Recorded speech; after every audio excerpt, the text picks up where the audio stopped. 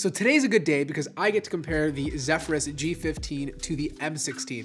Both of these guys are the 2022 model, and if you're looking at one, you're probably considering the other. Know this though, the M16 is a bit more expensive and you might get away just buying the G15 instead, depending on what you're doing, but I'll get to that shortly. And if you're looking for the lightest laptop, the G15 is about 4.2 pounds, whereas the M16 is about 4.5 pounds. These are the exact same design. Like, there is no difference. Even the form factor and layout of these chassis are identical. The reason why the M16 is not deeper because of the 16:10 aspect ratio is because ASUS, instead of making a bigger laptop, just put a big bezel at the bottom of the G15 so that they can use the same chassis for both products. They have identical designs. There's really no difference. This is the black version.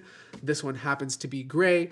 They both have LED indicators at the back so you can see what's going on with your laptop. The port layout is also very identical, with both of them having their power connector closer to the front, HDMI, RJ45, USB, 2 Type-C ports, and an audio jack. The M16, because it is using an Intel chip, supports Thunderbolt 4, whereas the G15 does not. On the other side, it's the same sort of story. You have your micro SD card slot and a USB port. I know I said this in my reviews. I do wish one day that ASUS could put the ports on the back of the laptop, because once you have cables connected to this, it just looks a lot cleaner. Now, both of these laptops can be opened up with one hand. The display goes 180 degrees, so it lies flat against the table.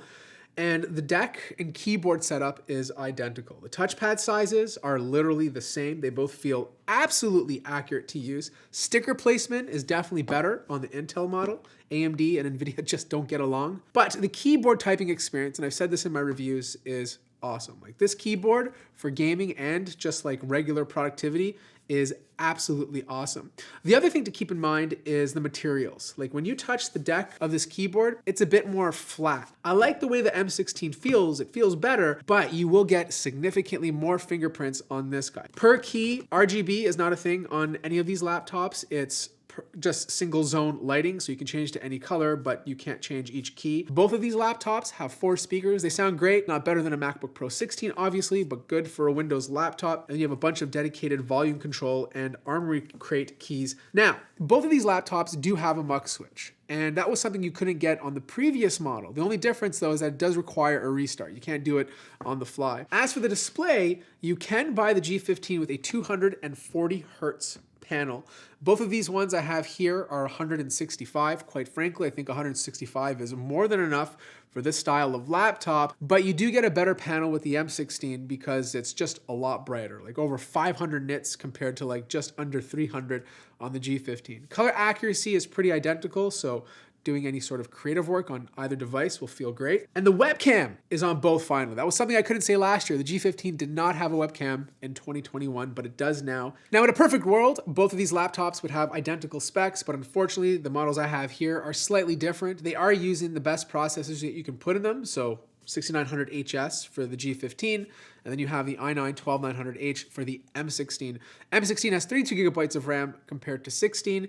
This is using an RTX 3060. M16 is using an RTX 3070 Ti. Both of these GPUs run at 100 watts with 20 watts dynamic boost. They both have a 1 terabyte NVMe SSD. If you were to compare these guys with the exact same specs, so for example, if I got the G15 with a 3070 Ti, 16 gigabytes of RAM, and same holds true for the M16, the G15 would cost $2,000, whereas the M16 would cost $2,150. Now, when it comes to single core clock speeds or even multi-core clock speeds, M16 is going to beat out the G15. It's just a better CPU inside of there. This is an Intel year in terms of performance, and it's an AMD year in terms of efficiency. If we're talking like creative workloads that really involve the CPU, M16 is the better option. It just does a faster job. If you're a developer, I wouldn't worry about it too much. The G15 is more than fast enough, so you can probably consider that.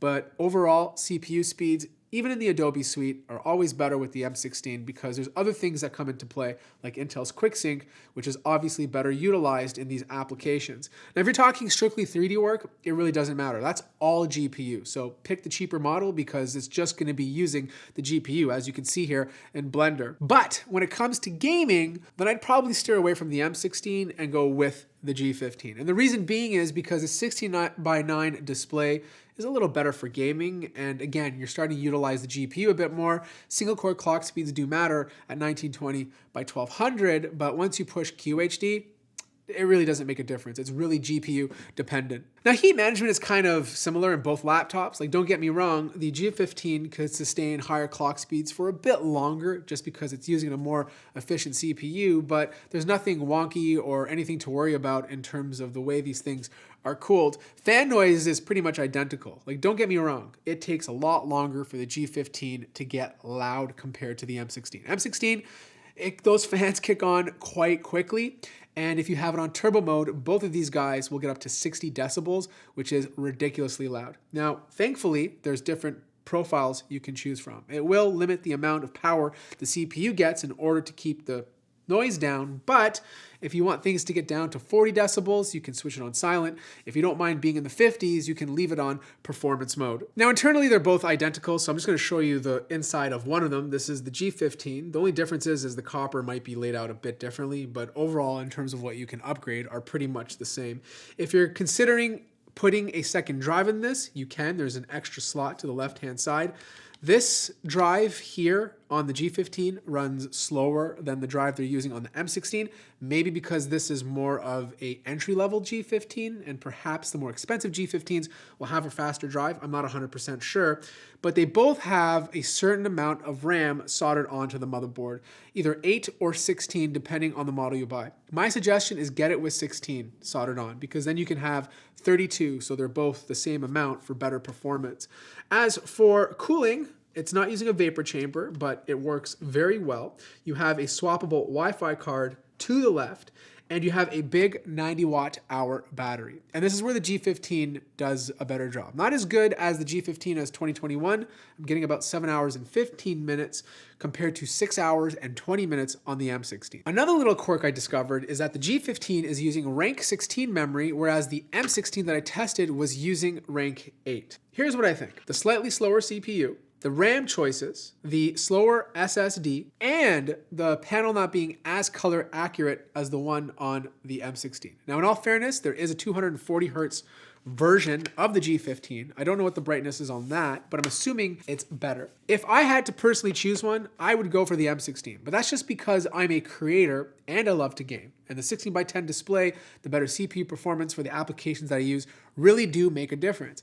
But if you're a 3D artist and a gamer, or if you're taking this to school every day, I would probably lean towards the G15 because you're going to get better battery life, similar GPU performance, and you're going to save $250. Also, if you can find one from last year, like right now I saw the G15 with an RTX 3080 and 16 gigabytes of RAM going for $1,850. That's down $350. I would pick that up over all of this because that's such a good deal compared to the new pricing on these guys. I'll drop a link to that in the description down below. But yeah, good laptops. I enjoyed reviewing both of them. If you have any more questions, let me know. And more importantly, if you like the video, hit the like button. If you're new to the channel, subscribe.